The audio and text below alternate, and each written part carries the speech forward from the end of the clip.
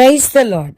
ఈరోజు వాక్య భాగం యోబు గ్రంథం 11వ అధ్యాయం 18వ వచనం. నమ్మకమునకు ఆస్పదము కలుగును గనుక నీవు ధైర్యంగా ఉందువు. ఈరోజు ఈ వాక్య భాగం ద్వారా దేవుడు మనతో మాట్లాడుతున్నారు. ఈ యోబు గ్రంథం 11వ అధ్యాయం 18వ వచనం చూస్తే గనక నమ్మకమునకు ఆస్పదము కలుగును గనుక నీవు ధైర్యంగా ఉందువు. You will be secure because there is hope. మనం గమనిస్తే ఈరోజు ఈ వాక్యం వింటూ భవిష్యత్తుని గురించిన దిగులు, చింత, భయము, ఏం జరుగుతుందో అన్న కలవరంతో ఈరోజు ఈ వాక్యం వింటా ఉన్నారండి. దేవుడు మీతో మాట్లాడుతున్నారు. డాక్టర్ ఇచ్చిన రిపోర్ట్ని బట్టో, మీ చుట్టూ ఉన్న పరిస్థితులను బట్టో, మనుషులు మిమ్మల్ని గూర్చి తీర్పు తీర్చి మాట్లాడుతున్న మాటల్ని బట్టో ఏమవుద్దో ఏంటో చాలా కాలం నుంచి ఎదురు చూస్తున్నా, ఏంటో రాత్రులు నిద్ర పట్టక ఒకలాంటి కలవరంతో ఈ వాక్యం వింటా ఉంటే ఏం జరుగుద్దో, నా కుటుంబంలో ఏమవుతుందో అన్న ఆందోళనతో వింటా ఉంటే దేవుడు మీతో మాట్లాడుతున్నారు. ఆయన ఎంతో స్పష్టంగా చెప్తూ, నీ ఇంటిని నీవు పరిశోధించి సురక్షితంగా పండుకొందువు, ఎవరి భయం లేకుండా నీవు పండుకొందువు, అనేకులు నీతో విన్నపములు చేసేదరు. దేవుడు ఎంతో స్పష్టంగా మనతో మాట్లాడుతూ ఉన్నారు. నిశ్చయముగా నిర్దోషివై నీవు సంతోషించదవు, నిర్భయుడవై నీవు స్థిరపడి ఉందువు. నిశ్చయంగా నీ దుర్దశను నీవు మరచదవు. సో మన యొక్క బ్యాడ్ డేస్ ఏవైతే మనకి దుర్దశ ఏదైతే ఉందో, మన పాస్ట్లో ఏదైతే బ్యాడ్ డేస్ ఉన్నాయి, చేదైన అనుభవాలు ఉన్నాయో, వాటిని మనం మర్చిపోయేటువంటి రోజులు దేవుడు తప్పకుండా మన జీవితంలో అనుమతిస్తాడు అని ఈరోజు దేవుడు మనతో మాట్లాడుతున్నాడు. నమ్మకమునకు ఆస్పదం కలుగును గనుక నీవు ధైర్యంగా ఉండు. మన నమ్మకానికి ఒక హోప్ ఉంది. ఆ హోప్ ఏంటి అని అనుకుంటున్నారా?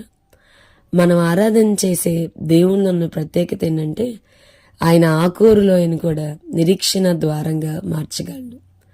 అసలు ఆకూరులో ఏంటి అనుకున్నారా అండి? ఆకాను కలిగిన సమస్తాన్ని ఆ లోయలో రాళ్లతో కొట్టి చంపిన లోయ.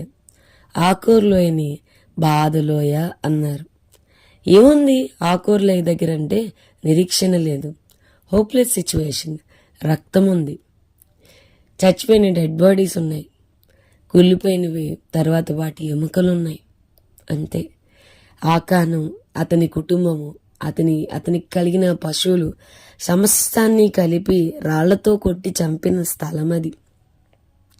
దేవుడు అంటున్నాడు, ఆకూరులోయని చూసి ఇక్కడ ఏమీ లేదు, ఇది బాధలోయ, ఇక్కడేమీ లేదు, ఇక్కడ దుఃఖము, నిట్టూర్పు, కన్నీరు మాత్రమే ఉంది, ఇది దుర్దశను మాత్రమే చూపిస్తుంది అని అనుకుంటే దేవుడు అంటున్నాడు ఈరోజు మనతో, ఆకూరులోయను కూడా నిరీక్షణ ద్వారంగా నేను మార్చగలను.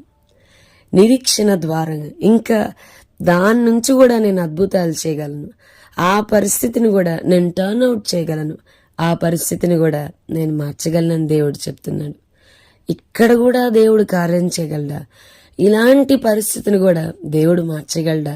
ఇలాంటి పరిస్థితి ద్వారా కూడా, నా జీవితం ద్వారా కూడా, ఎండిపోయి మూడుబారిపోయిన పరిస్థితుల ద్వారా కూడా దేవునికి మహిమ కలుగుతుందా? నాకు ఘనత కలుగుతుందంటే దేవుడు తప్పకుండా చేయగలడు. వాక్యం చెప్తుంది, ఆయన మీద మనం నమ్మకం ఉంచుదాం. యెహోవాను నమ్మిన ముఖములెన్నడూను లజ్జింపబడకపోవును. He will not put to shame that those who trust on him. So కలవరపడకండి. వాక్యం చెప్తుంది, చింతపడొద్దు అంటుంది. ఎందుకంటే మనల గురించి ఆయన ఆల్రెడీ చింతిస్తున్నాడు. మన చింత యావత్తు ఆయన మీద వేసేద్దాం.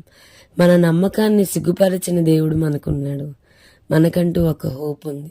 ప్రభుని బట్టి ధైర్యం తెచ్చుకుని ముందుకు కొనసాగుదాం. ప్రార్థన చేసుకుందాం. ప్రభు, ఈరోజు వాక్య భాగం ద్వారా మీరు మాతో మాట్లాడినందుకు వందనాలు. వాక్యం విన్న మా ప్రియులందరినీ దీవించమని యేసునామం అడిగి వేడుకొంచున్నాం తండ్రి.